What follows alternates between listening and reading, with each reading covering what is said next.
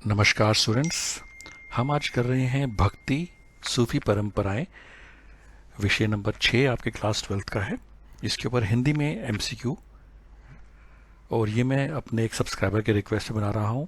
अगर ये हिंदी में एमसीक्यू आपको पसंद आते हैं और आपको एग्ज़ाम में हेल्प करते हैं तो ज़रूर कमेंट कीजिएगा, जिससे कि मैं बाकी जो आपके पार्ट हैं उनके ऊपर भी ऐसे ही एमसीक्यू जल्दी से बना के अपलोड कर सकूं।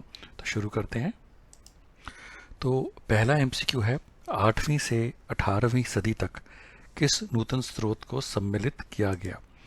इसमें ऑप्शंस हैं तारिक उल हिंद, संत कवियों की रचनाएं, travels in the Mughal empire या उपरोक्त सभी।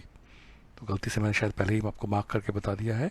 इसका सही जवाब है संत कवियों की रचनाएं। अगला सवाल है, निम्नलिखित में से किस विद्वान ने 20वीं शताब्दी में महान और लघु परंपराएं शब्दों को प्रचलित किया। Robert Redfield, R.E.M. Wheeler, George Marshall या अर्नेस्ट मैके। इसका सही जवाब है रॉबर्ट रेडफील्ड। अगला सवाल, पूजा प्रणालियों के समन्वय का सबसे विशिष्ट उदाहरण हमें कहाँ से मिलता है। कर्नाटक, दिल्ली, पंजाब या उड़ीसा। सही जवाब है हमें पूजा प्रणालियों के समन्वय का सबसे विशिष्ट उदाहरण उड़ीसा से मिलता है। उड़ीसा का जगन्नाथ मंदिर किस स्थान पर है। अजमेर, पुरी, वाराणसी या दिल्ली। सही जवाब है पुरी। उड़ीसा का जगन्नाथ मंदिर पुरी स्थान पर है। जगन्नाथ का मंदिर किस राज्य में स्थित है। ये तो हमने अभी किया है, उड़ीसा में स्थित है। लक्ष्मी किसकी पत्नी थी। शिव की, विष्णु की, ब्रह्मा की या सूर्य की। ये तो बड़ा इजी है, आप सबको पता होना चाहिए। विष्णु की। लक्ष्मी विष्णु जी की पत्नी थी। अगला सवाल, 8वीं से 18वीं सदी के दौरान कौन सा वैदिक देवता पूरी तरह गौण हो गया था। सोम, इंद्र, अग्नि या ये सभी। और इसका सही जवाब है ये सभी। सोम, इंद्र, अग्नि, ये सारे के सारे 8वीं से 18वीं सदी के दौरान पूरी तरह गौण हो गए थे। सुभद्रा कौन थी। जगन्नाथ की पत्नी, जगन्नाथ की बहन, शिव की बहन या विष्णु की पत्नी।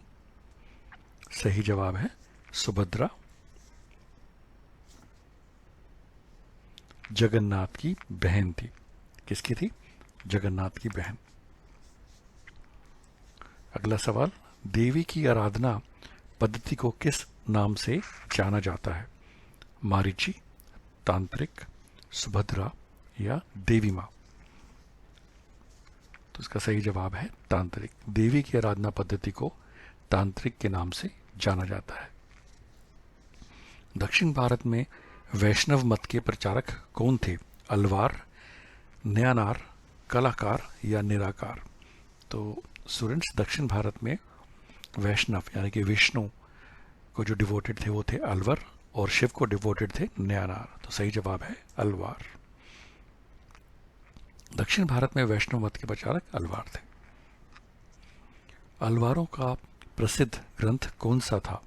तवरम, आगमम, नल्लियारी दिव्या प्रबंधम या ऋग्वेद। तो सही जवाब है नल्लियारी दिव्य प्रबंधम। अगला सवाल, अलवारों ने अपना प्रचार किस भाषा में किया। कन्नड़, तेलुगु, हिंदी या तमिल। इसका सही जवाब है उन्होंने इसका प्रचार तमिल भाषा में किया। अंडाल का संबंध किससे था। नयनारों से, अलवारों से, बौद्धों से या पारसियों से। सही जवाब है इसका अंडाल का संबंध अलवारों से था। नयनार किसके उपासक थे। ये मैंने आपको पहले ही बता दिया है। शिव के, विष्णु के, अग्नि के या इंद्र के। सही जवाब है वो शिव के उपासक थे। तमिलनाडु में शिव भक्त को क्या कहा जाता था। ये भी बड़ा इजी है, नयनार कहा जाता था।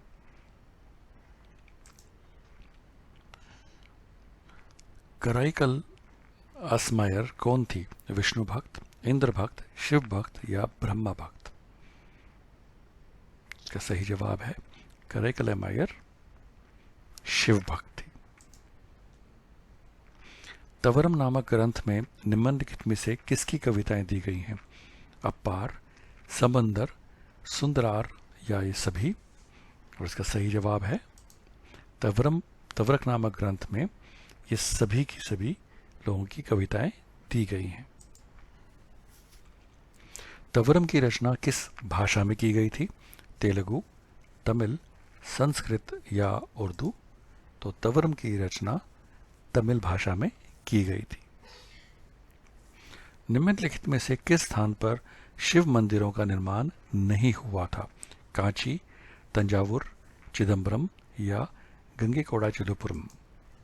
सही जवाब है इसका कांची। कांची स्थान पर शिव मंदिरों का निर्माण नहीं हुआ था।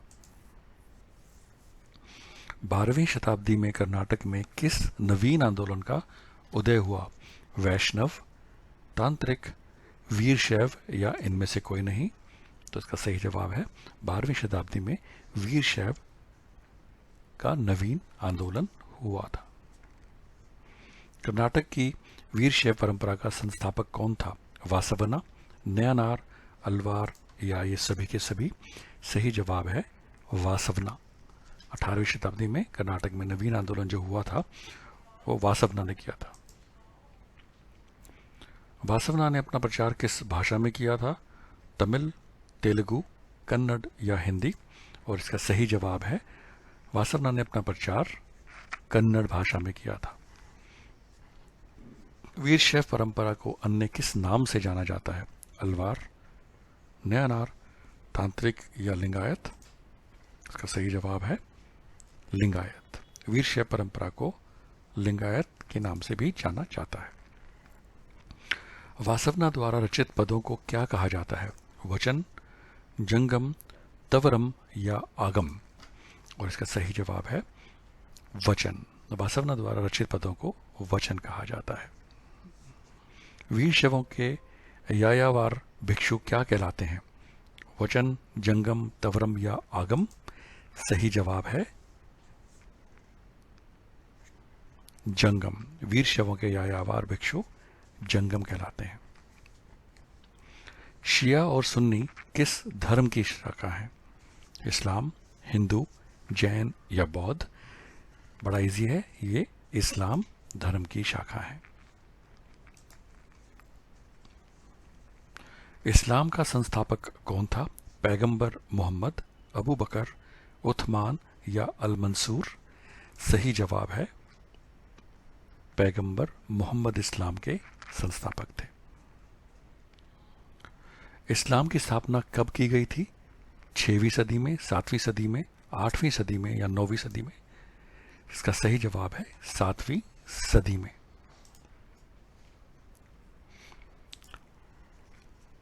अगले सवाल पर चलते हैं। इस्लाम की स्थापना कहाँ की गई थी? भारत में, ईरान में, अरब में या इराक में? और इसका सही जवाब है अरब में। इस्लाम की स्थापना अरब देश में की गई थी। पैगंबर मोहम्मद की शिक्षा क्या थी? कि अल्लाह एक है, मूर्ति पूजा मत करो, पवित्र जीवन व्यतीत करो या ये सभी? तो बच्चों, ये सभी की सभी उनकी शिक्षा थी कि अल्लाह एक है, मूर्ति पूजा नहीं करनी चाहिए और पवित्र जीवन व्यतीत करना चाहिए। प्रत्येक मुसलमान के लिए एक दिन में कितनी बार नमाज पढ़ना आवश्यक है? 1 बार, 2 बार, 5 बार या 7 बार? इसका सही जवाब आपको पता होगा, 5 बार।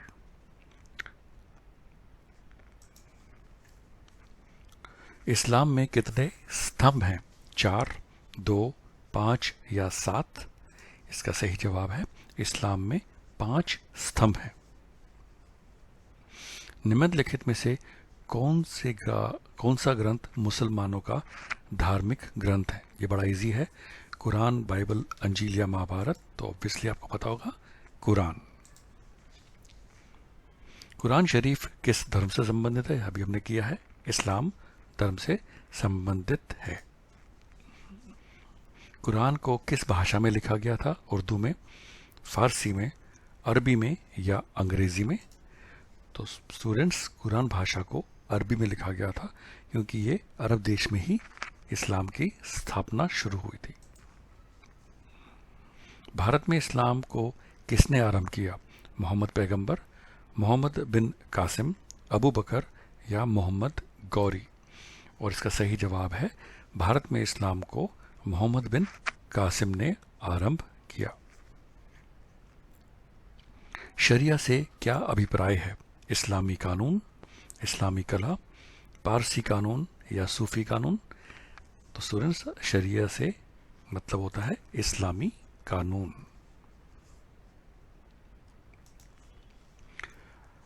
मुस्लिम शासनकाल में संरक्षित श्रेणी क्या कहलाती थी?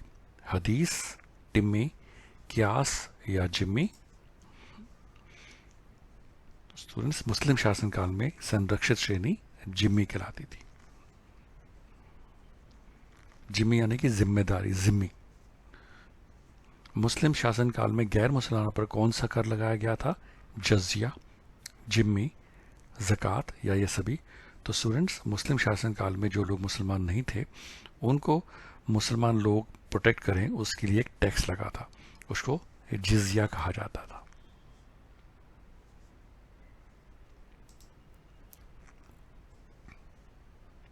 निम्नलिखित में से किस मस्जिद का मुकुट का नगीना कहा जाता है?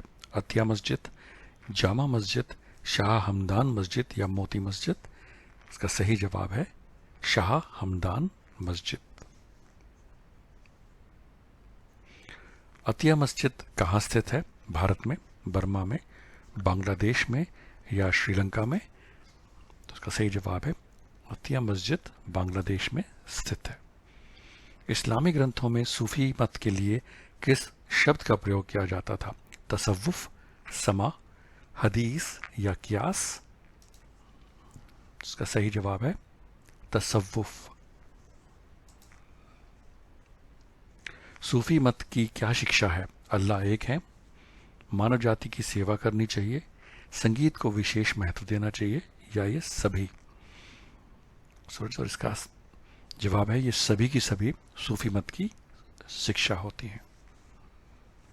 इस्लामी दुनिया में सूफी सिलसिलों का गठन कब होने लगा था? 8वीं शताब्दी में, 10वीं शताब्दी में, 12वीं शताब्दी में या 14वीं शताब्दी में? इसका सही जवाब है 12वीं शताब्दी में। सूफी सिलसिला किसके अधीन कार्य करता था? मुरीद के, वली के, शेख के या सभी सभा के? इसका सही जवाब है सूफी सिलसिला शेख के अधीन कार्य करता था।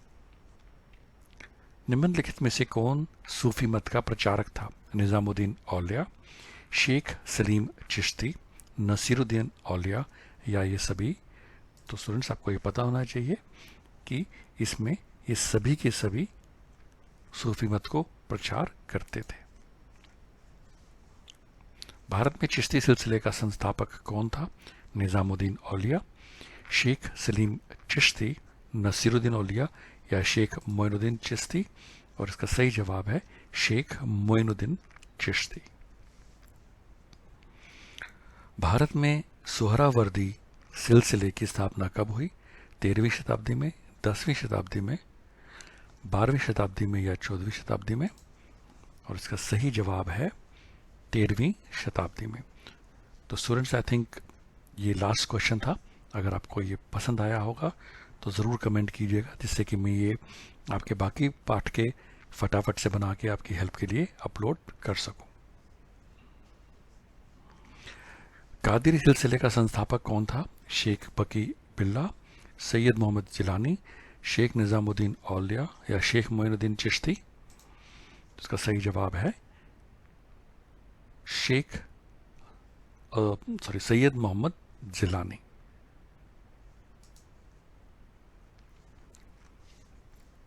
कुछ और क्वेश्चन रह गए हैं लगता है। I think that is Naqshbandi सिलसिले की स्थापना कब हुई? दिल्ली सल्तनत काल में, मौर्य काल में, गुप्त काल में या मुगल काल में? और इसका सही जवाब है मुगल काल में। शेख अहमद सरहदी का संबंध किस सिलसिले से था? नक्शबंदी सिलसिला, कादिरी सिलसिला, सुहरावर्दी सिलसिला या चिश्ती सिलसिला? तो हमने ये कराई है थोड़ी देर पहले, नक्शबंदी सिलसिला। दातागंज बख्श का वास्तविक नाम क्या था? शेख बकी विल्ला, सैयद मोहम्मद जिलानी, शेख निज़ामुद्दीन औलिया या अली बिन उस्मान हुज़वारी? और इसका सही जवाब है अली बिन उस्मान हुज़वारी। ख्वाजा मोइनुद्दीन चिश्ती की दरगाह कहाँ स्थित है? पाकिस्तान अजूधन में, दिल्ली में, अजमेर में या फतेहपुर सीकरी में? इसका सही जवाब है ख्वाजा मोइनुद्दीन चिश्ती की दरगाह अजमेर में स्थित है। तो हमने भी किया। मोइनुद्दीन चिश्ती की दरगाह कहाँ है? जयपुर में, दिल्ली में, अजमेर में या लाहौर में? सही जवाब है अजमेर में। निम्नलिखित में से किस सूफी संत को गरीब नवाज के नाम से जाना जाता है? दातागंज बख्श, शेख नसीरुद्दीन, शेख सलीम चिश्ती या शेख मोइनुद्दीन चिश्ती? सही जवाब है शेख मोइनुद्दीन चिश्ती। गरीब नवाज किस शहर से संबंधित है? आगरा, अजमेर, जयपुर या दिल्ली? सही जवाब है अजमेर शहर से संबंधित है। शेख फरीद का प्रमुख प्रचार केंद्र कहाँ था? अजोधन, अजमेर, जयपुर या दिल्ली? उसका सही जवाब है उनका प्रमुख प्रचार केंद्र अजोधन में था। निम्नलिखित में से कौन सा संत सुल्तान उल मशरिक के नाम से लोकप्रिय था? शेख वकी बिल्ला, सैयद मोहम्मद जिलानी, शेख निज़ामुद्दीन औलिया या अली बिन उस्मा हुज़वारी? इसका सही जवाब है शेख निज़ामुद्दीन औलिया सुल्तान उल मशरिक के नाम से लोकप्रिय था। शेख नसीरुद्दीन चिराग दिल्ली की दरगाह कहाँ थी? दिल्ली में, अजमेर में, अजोधन में या आगरा में? इसका सही जवाब बड़ा इजी है, शेख नसीरुद्दीन चिराग दिल्ली की दरगाह दिल्ली में थी। निज़ामुद्दीन औलिया की दरगाह कहाँ है? दिल्ली में, अजमेर में, जयपुर में या आगरा में? सही जवाब है दिल्ली में।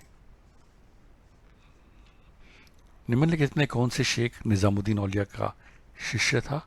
अमीर खुसरो, ज़ियाउद्दीन, अमीर हसन सिजेजी या ये सभी? और इसका सही जवाब है ये सभी के सभी शेख निज़ामुद्दीन औलिया के शिष्य थे। सूफी संतों की दरगाहों की गई तीर्थ यात्रा को क्या कहा जाता था? ज़ियारत, क़यामत, समा या मुरीद? तो स्टूडेंट्स उन्हें ज़ियारत कहा जाता था। ख्वाजा मोइनुद्दीन चिश्ती की दरगाह पर ज़ियारत करने वाला प्रथम सुल्तान कौन था? अलाउद्दीन खिलजी, मोहम्मद बिन तुगलक, बाबर या अकबर? सही जवाब है मोहम्मद बिन तुगलक। किस मुगल बादशाह ने ख्वाजा मोइनुद्दीन चिश्ती की दरगाह की 14 बार ज़ियारत की थी? हुमायूं, शाहजहां, बाबर या अकबर? उसका सही जवाब है अकबर। सो अकबर मोइनुद्दीन चिश्ती की दरगाह में 14 बार गए थे। मुगल शहजादी जहां आरा ने शेख मोइनुद्दीन चिश्ती की दरगाह पर कब ज़ियारत की थी? 1568, 1580, 1640 या 1643 ईस्वी में? सही जवाब है 1643 ईस्वी में। सूफियों को धार्मिक संगीत सभाओं को क्या कहा जाता है? समा, तमा, मुवली या मुरीद? इसका सही जवाब है समा। मसनवी से क्या अभिप्राय है? इसमें सूफियों की छोटी कविताएं हैं, इसमें सूफियों की लंबी कविताएं हैं, यह इस्लाम का एक प्रसिद्ध ग्रंथ है, ये अलवारों का प्रसिद्ध ग्रंथ है। इसका सही जवाब है मसनवी सूफियों में की लंबी कविताओं का कलेक्शन है। मालिक मोहम्मद जायसी की रचना कौन सी है? पृथ्वीराज रासो, पद्मावत, तहकीक हिंद या रिहला? सही जवाब है पद्मावत। पद्मावत का लेखक कौन था? जायसी, कबीर, तुलसीदास या सूरदास? बड़ा इजी है, इनके लेखक जायसी थे। कशफुल महजूब का लेखक कौन था? शेख मोइनुद्दीन चिश्ती, दातागंज बख्श, शेख फरीद या शेख निज़ामुद्दीन औलिया? इसका सही जवाब है दातागंज बख्श। शेख निज़ामुद्दीन औलिया की बातचीत पर आधारित मलफुजात का क्या नाम है? फ़वाइदुल फ़ुदात, सियारुल औलिया, कश्फ उल महजूब या इनमें से कोई नहीं? और इसका सही जवाब है फवाद उल फवाद। मुक्तबात ए ईमान रब्बानी का लेखक कौन था? अमीर हसन सिज्जी, अमीर खुसरो, शेख अहमद सरहिंदी या मीर खुर्द फिरमानी? और इसका सही जवाब है अमीर हसन सिज्जी। निम्नलिखित में से कौन चिश्ती समुदाय से संबंधित नहीं है? शेख कुतुबुद्दीन बख्तियार काकी, शेख बहाउद्दीन ज़करिया, शेख मोहम्मद अहमद सरहिंदी या शेख नसीरुद्दीन चिरागे दहली? और इसका सही जवाब है शेख बहाउद्दीन ज़करिया। भक्ति आंदोलन के उदय के लिए कौन सा कारण उत्तरदायी था? हिंदू धर्म में प्रचलित कुप्रथाएं, हिंदू धर्म का इस्लाम से खतरा, महान सुधारकों का जन्म या ये सभी?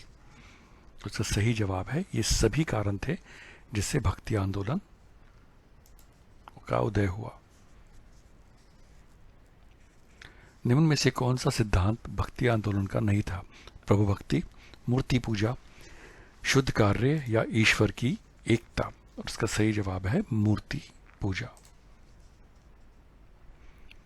निम्नलिखित में से कौन भक्ति आंदोलन से संबंधित नहीं है? गुरु नानक देव जी, कबीर, मीराबाई या दातागंज बख्श? सही जवाब है दातागंज बख्श। शंकर देव कहाँ के रहने वाले थे? बंगाल के, असम के, महाराष्ट्र के या उड़ीसा के? सही जवाब है इसका कि वह असम के रहने वाले थे। कीर्तन प्रथा को किसने प्रचलित किया? चैतन्य महाप्रभु, रामानंद, शंकराचार्य या कबीर? इसका सही जवाब है इसका प्रचलन चैतन्य महाप्रभु ने किया। मीराबाई के गुरु कौन थे? रविदास, सूरदास, तुलसीदास या कबीर? और इसका सही जवाब है रविदास मीराबाई के गुरु थे। बीजक किसकी रचना थी? रविदास की, सूरदास की, तुलसीदास की या कबीरदास की? इसका सही जवाब है कबीर दास की रचना को बीजक कहा जाता है। संत कबीर के गुरु कौन थे? संत रविदास, बाबा फरीद, रामानंद जी या संत नामदेव? तो संत कबीर के जो गुरु थे वो रामानंद जी थे। प्रथम सिख गुरु कौन थे? गुरु नानक देव जी, गुरु अमरदास जी, गुरु तेग बहादुर जी या गुरु अर्जन देव जी? और इसका सही जवाब है गुरु नानक देव जी। गुरु नानक देव जी का जन्म कब हुआ? 1439, 59, 69 या 1539? सही जवाब है 1469 ईस्वी में हुआ। आदि ग्रंथ साहिब का संकलन किसने किया? गुरु नानक देव जी ने, गुरु अमरदास जी ने, गुरु तेग बहादुर जी ने या गुरु अर्जुन देव जी ने? और इसका सही जवाब है गुरु अर्जन देव जी ने। खालसा पंथ की स्थापना किसने की थी? गुरु नानक देव जी ने, गुरु गोबिंद सिंह जी ने, गुरु तेग बहादुर जी ने या गुरु अर्जुन देव जी ने? सही जवाब है गुरु गोबिंद सिंह जी ने। खालसा पंथ की नींव किसने रखी थी? गुरु नानक देव जी ने, गुरु गोबिंद सिंह जी ने, तेग बहादुर जी ने या अर्जन देव जी ने? सही जवाब है गुरु गोविंद सिंह जी ने।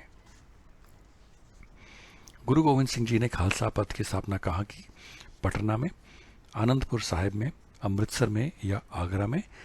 इसका सही जवाब है आनंदपुर साहिब में। निम्नलिखित में से कौन सा भक्ति आंदोलन का प्रभाव नहीं था? ब्राह्मणों का प्रभाव में कमी, समाज सेवा की भावना, निम्न जाति वर्ग का उत्थान या हिंदू मुस्लिम वर्गों का में गैर विरोध? का सही जवाब है हिंदू मुस्लिम वर्गों में गैर विरोध। और स्टूडेंट्स ये लास्ट क्वेश्चन था। आई होप आपको ये एग्ज़ाम में ज़रूर हेल्प करेगा। आप कमेंट कीजिए जिससे कि जो मैं बाकी चैप्टर्स हैं उनका मैं इसी तरीके से जल्दी वीडियो बना के अपलोड कर सकूं। Thank you for watching. I wish you all the success and good luck.